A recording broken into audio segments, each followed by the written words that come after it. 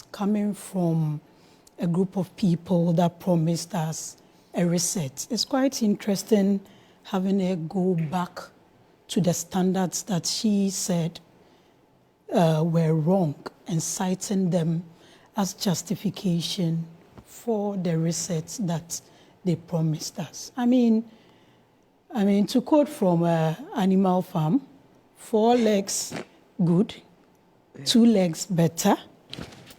All animals are equal, but some animals are more equal than others, right? Today, Animal Farm is being quoted to put Abronye in a cooler. Probably tomorrow it could be you, it could be me, it could be Beatrice. Sure. And Cry the Beloved Country may probably be quoted. Alan Patton's Cry the Beloved Country may probably be quoted and same done to us, because, I mean, we all live in this country and we are subject to the laws of this country. Nobody says that when a citizen goes wrong or falls short of the law, they shouldn't face the law. But how you do some of these things and the approach you take can make a good thing wrong. It's just like me trying to kill a mosquito that's hovering around your cheek and I slap you. The mosquito flies away and you have a mark of my fingers on your face. I tried helping, but the slap messed up everything with the marks on your face. And that's the situation we find ourselves in. Yes, you said the man has made unsavory comments. You've invited him. And this is clearly a misdemeanor. And Beatrice is sitting here, she is a lawyer, I'm not.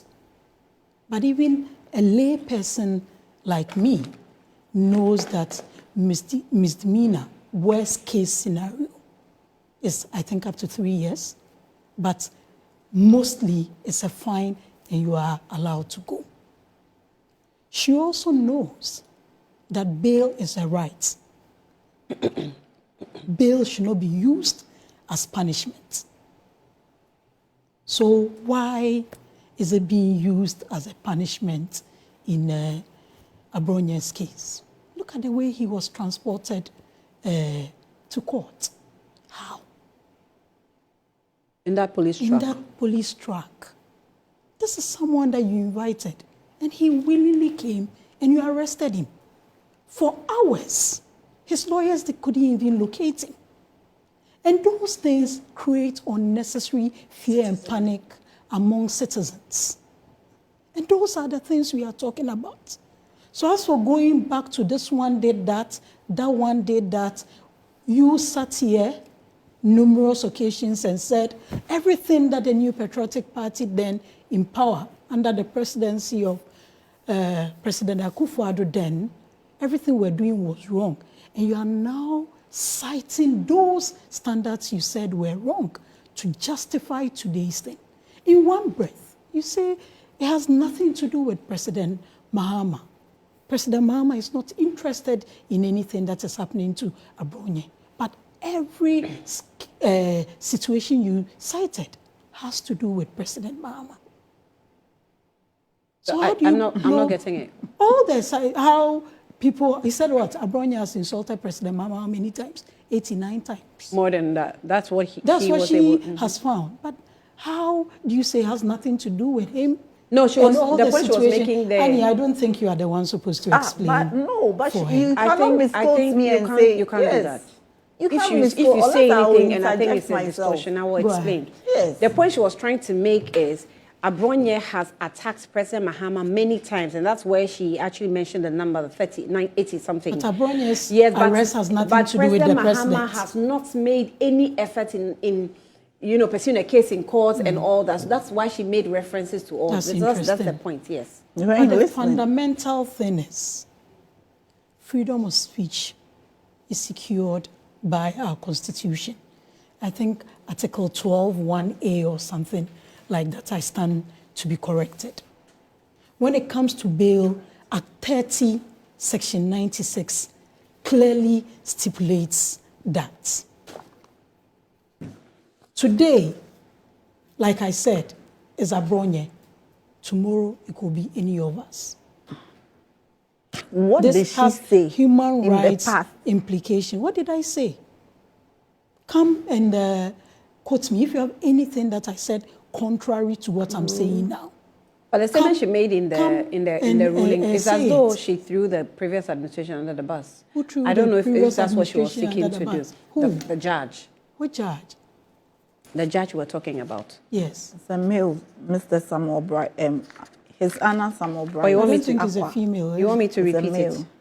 Through the administration under the bus. Yes, the previous administration. That what? With the ruling. Really? That's your understanding? Well. Okay.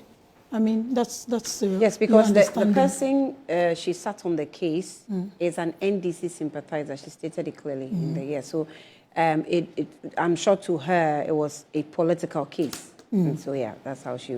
To him. To him, yes, it was a political case.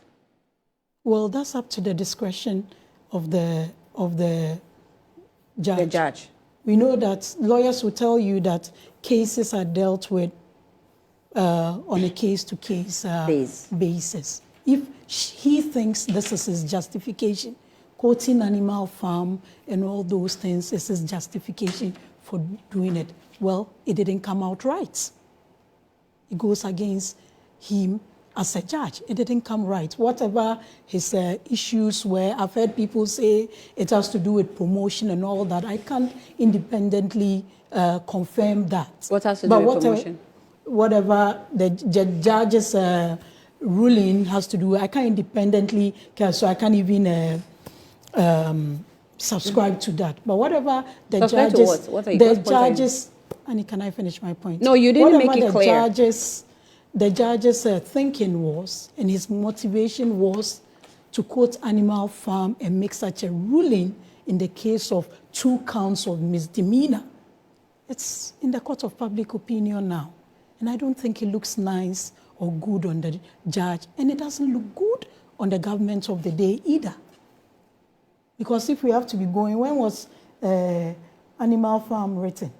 In the 1940, 1943 or 1944.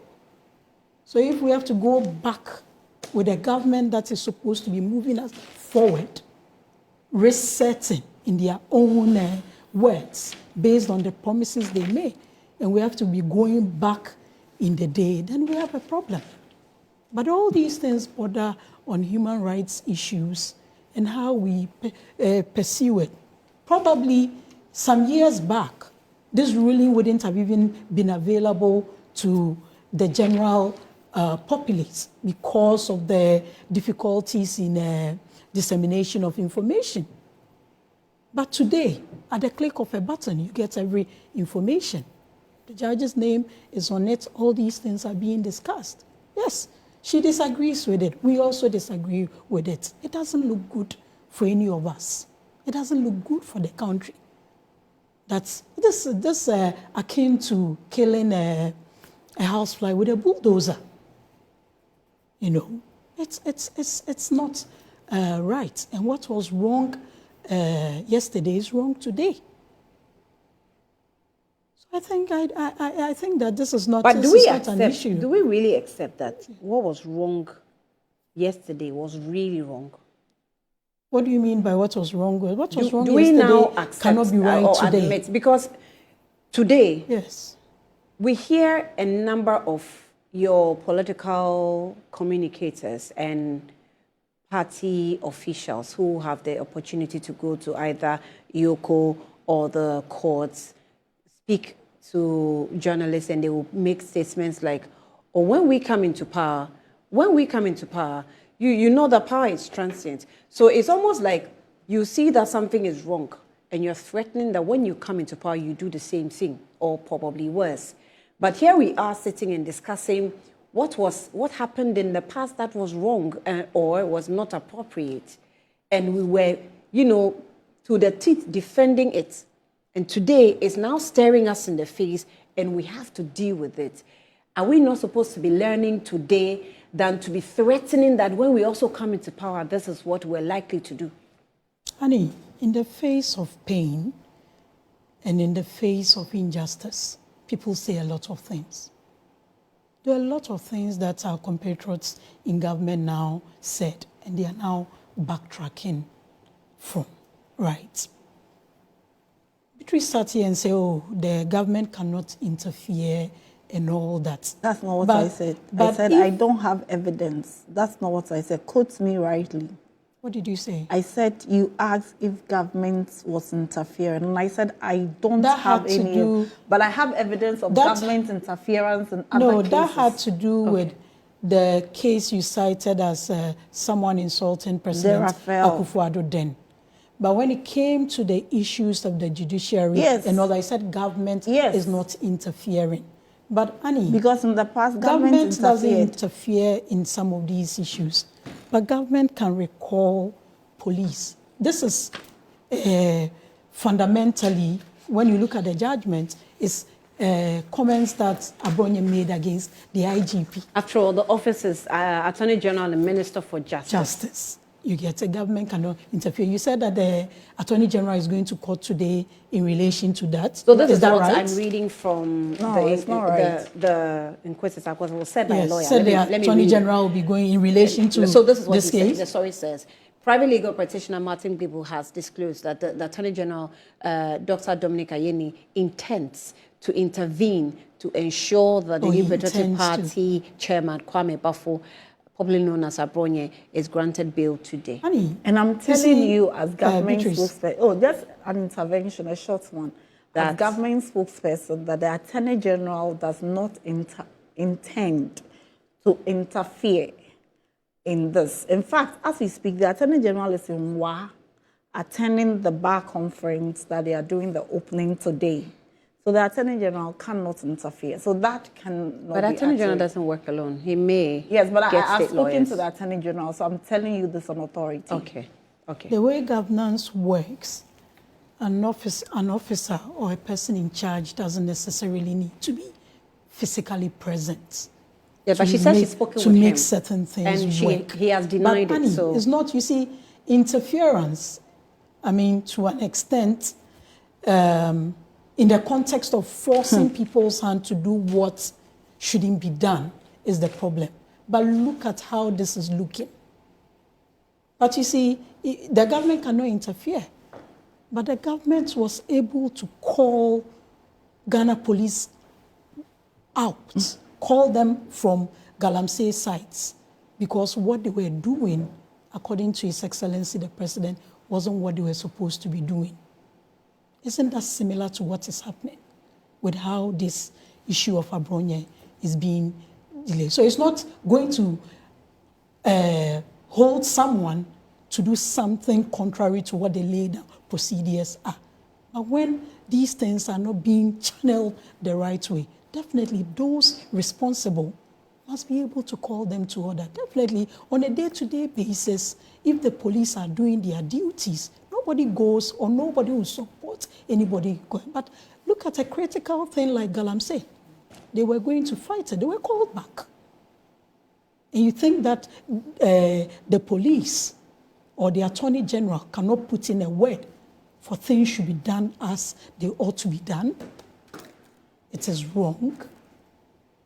It's not interference. It's just putting things the way it should be done.